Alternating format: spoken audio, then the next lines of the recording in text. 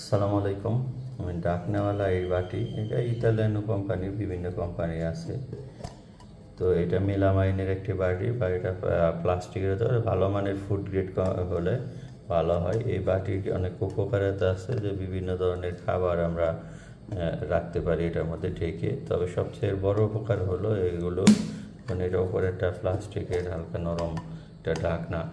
এটা ফ্রিজে খাবার রাখার ক্ষেত্রে এই ধরনের বাটিগুলো বহুল ব্যবহৃত হয় এবং এটা করা উচিত।